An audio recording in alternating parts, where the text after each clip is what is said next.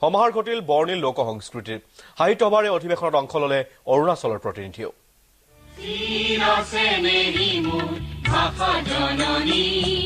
দ্বিতীয় দিনাও উখল মাখল ঋতু পথাৰৰ বদৌচা সমন্বয় ক্ষেত্ৰ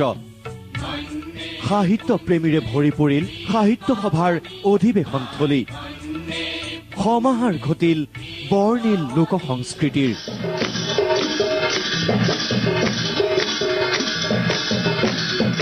অসম সাহিত্য সভাৰ ৭৪ সংখ্যক অধিৱেশন উপলক্ষে উদুলি মুদুলি হৈ পৰিছে বৰডুমচাৰ বুঢ়ীদিহিঙৰ ঋতু পথাৰৰ বদৌচা সমন্বয় ক্ষেত্ৰ আজি পতাকা উত্তোলনেৰে আৰম্ভ হয় দ্বিতীয় দিনৰ কাৰ্যসূচী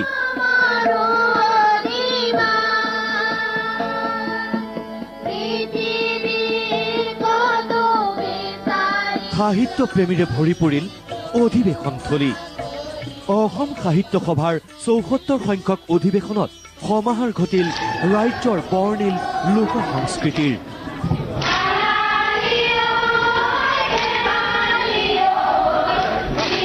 গুৰুঘাটৰ পিছতেই অসম সাহিত্য সভাৰ পতাকা উত্তোলন কৰা হ'ল সভাপতি ডক্টৰ ধ্ৰুৱজ্যোতি বৰাৰ অসুস্থতাৰ বাবে পতাকা উত্তোলন কৰিলে উপসভাপতি প্ৰহ্লাদ তাছাই সভাপতিগৰাকীৰ আশু আৰোগ্য কামনা কৰি উপসভাপতি প্ৰহ্লাদ তাছাৰ মন্তব্য এই দায়িত্ব জাতীয় দায়িত্ব বিদায়ী সভাপতি অসুস্থ তেখেতৰ আশু আৰোগ্য কামনা কৰিছো আৰু আমাৰ নিয়মাৱলী মতে আমাৰ কামবিলাক কৰা হয় সভাপতি নাথাকিলে উপপতিয়ে কাৰ্য সম্পাদন কৰিব লাগে সেই হিচাপে মই দায়িত্ব পালন কৰিছো এই দায়িত্ব জাতীয় দায়িত্ব হিচাপে মই গ্ৰহণ কৰিছো আৰু এই কাৰ্যসূচীবোৰ নিয়াৰিকৈ চলি যাব বুলি মই আশা কৰিছো সকলোৰে আন্তৰিকতাপূৰ্ণ সহযোগিতা আমি পাইছো আৰু অতি সুন্দৰ আয়োজন মই শলাগ লৈছো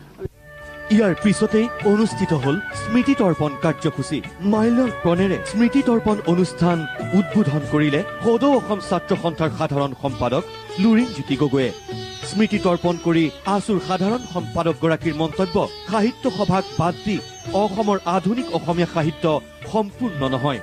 অসমীয়া ভাষাৰ শ্ৰীবৃদ্ধিৰ বাবে কাম কৰিব লাগিব সাহিত্য সভাই সাহিত্য সভাক বাদ দি কোনো কেতিয়াও আমাৰ অসমীয়া আধুনিক অসমীয়া সাহিত্যৰ ইতিহাস কেতিয়াও সম্পূৰ্ণ নহয় আধুনিক অসমীয়া জাতীয় সভ্যতাৰ ইতিহাসো সম্পূৰ্ণ নহয় সেইকাৰণে সাহিত্য সভাৰ আহি থাকিবলগীয়া দিনসমূহতো জাতীয় জীৱন বহু দায়িত্ব আছে তেখেতসকলে বিভিন্ন জাতি জনগোষ্ঠীক একত্ৰিত কৰি জাতিটোক আগবঢ়াই লৈ যাব লাগিব অসমীয়া ভাষাৰ শ্ৰীবৃদ্ধিৰ কাৰণে কাম কাজ কৰিব লাগিব অসমীয়া ভাষাক এটা সংযোগী ভাষা হিচাপে যাতে উত্তৰ পূৰ্বাঞ্চলতে যাতে ব্যৱহাৰ কৰে মানুহে তাৰ কাৰণেও ব্যৱস্থা গ্ৰহণ কৰিব লাগিব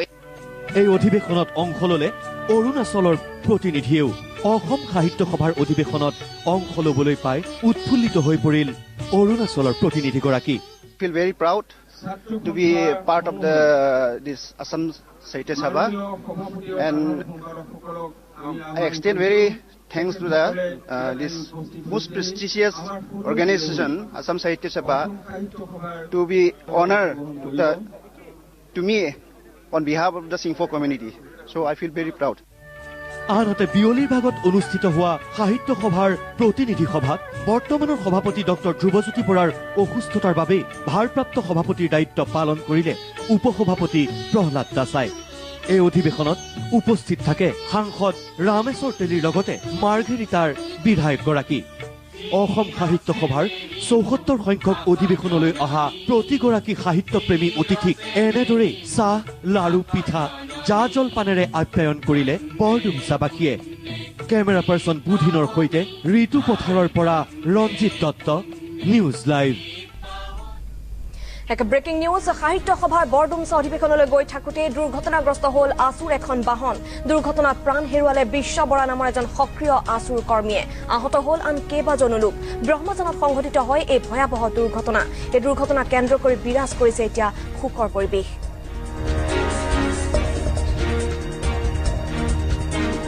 অসম সাহিত্য সভাৰ অধিৱেশনলৈ আহি থকা অৱস্থাত তিনিচুকীয়া আঞ্চলিক ছাত্ৰ সন্থাৰ প্ৰচাৰ সম্পাদক বিশ্বজিৎ বৰা দুৰ্ঘটনাত পতিত হৈ মৃত্যুমুখত পৰে আমি ছাত্ৰ সন্থাৰ কেন্দ্ৰীয় সমিতিৰ তৰফৰ পৰা বিশ্বজিৎ বৰাৰ পবিত্ৰ স্মৃতিত আমি গভীৰ শ্ৰদ্ধা নিবেদন কৰিছোঁ আৰু তেখেতৰ বিদেহী আত্মাৰ আমি সদগতি কামনা কৰিছোঁ আৰু এই ঘটনাত তিনিচুকীয়া জিলা ছাত্ৰ সন্থাৰ সাধাৰণ সম্পাদক সমৰ গোহাঁই জিলা ছাত্ৰ সন্থাৰ টংকেশ্বৰ শইকীয়াকে ধৰি 3গৰাকী ব্যক্তি গুৰুতৰ